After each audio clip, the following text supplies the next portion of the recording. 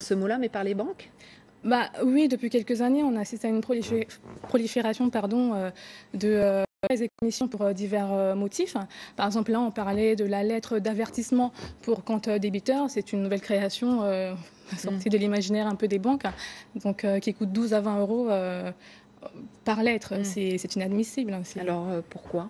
Pourquoi ces nouveaux frais? C'est quoi le but ultime? Alors, il faut savoir qu'en moyenne, dans les plaquettes tarifaires, on trouve environ 300 frais.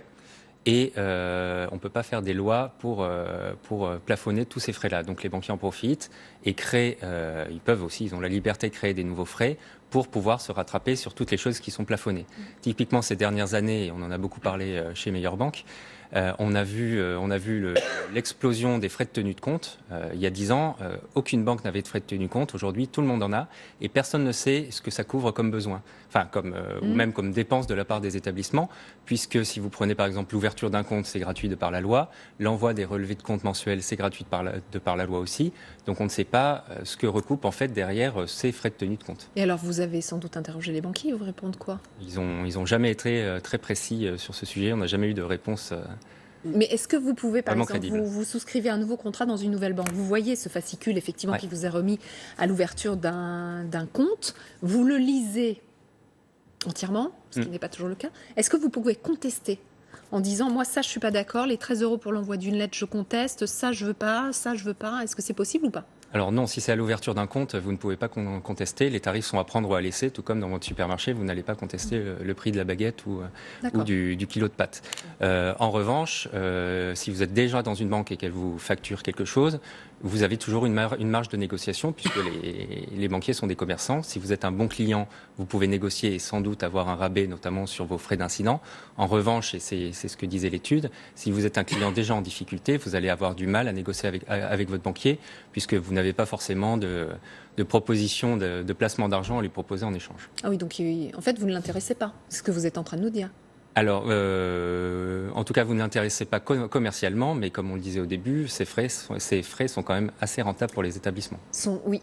Alors, juste pour rajouter quelque chose, c'est que quand on a déjà un compte ouvert auprès d'une banque, la banque ne peut pas modifier sa tarification sans recueillir notre accord préalable.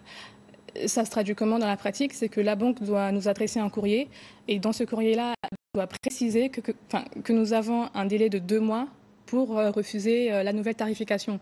Même si dans la pratique, généralement, les banques sont assez pudiques et ne le marquent pas clairement dans les courriers. Mais nous avons cette... c'est joli le mot pudique d'ailleurs. Pudique, c'est très joli pour parler de tout ça. Non mais ça veut dire, pardon, si vous êtes effectivement vous êtes dans une banque, vous recevez ces nouvelles tarifications, vous n'êtes pas d'accord. En gros, c'est soit vous partez. Si vous n'êtes pas d'accord, vous avez juste le choix de partir ou vous pouvez négocier? Alors, si on n'est pas d'accord, soit on part, soit on peut négocier avec la banque, mais bon... Mais ça coûte cher de partir. Voilà. Mais ça coûte cher parce que vous devez changer de... Non, pas forcément. Il faut savoir... Vaut mieux dans ce cas-là partir? Oui, en fait, on a de plus en plus intérêt à partir, parce qu'il faut savoir qu'il y a de plus en plus de nouvelles banques qui se créent, des banques qui ne facturent pas de frais de découvert, ça existe, et les clients les plus fragiles auraient tout intérêt à le faire. Et la réglementation a aussi pas mal évolué, puisque depuis quelques temps, on a des obligations pour les banques d'aider les clients à changer de banque. C'est-à-dire que quand vous allez d'une banque A à une banque B, la banque B va vous aider à rapatrier tous les virements et prélèvements qu'il y avait sur la banque A.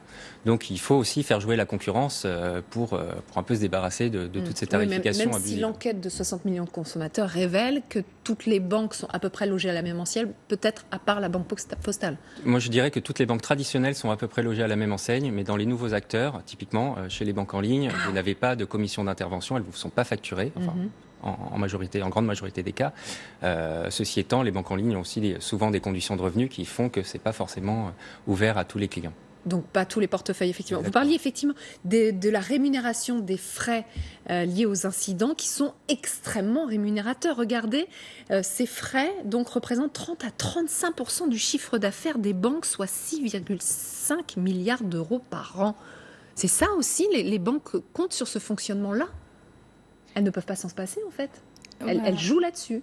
Oui, c'est comme on dit à la FUB, le domaine tarifaire pour les banques, c'est un peu leur vache à lait. C'est là où ils se font le plus le plus de bénéfices. Ouais. Voilà, comme l'enquête de 60 millions de consommateurs l'a démontré, c'est près de 6,5 milliards d'euros de chiffre d'affaires et 4,9 milliards de bénéfices. Donc personne ne les protège, les plus démunis dans ces cas-là? Alors, la difficulté, c'est qu'en matière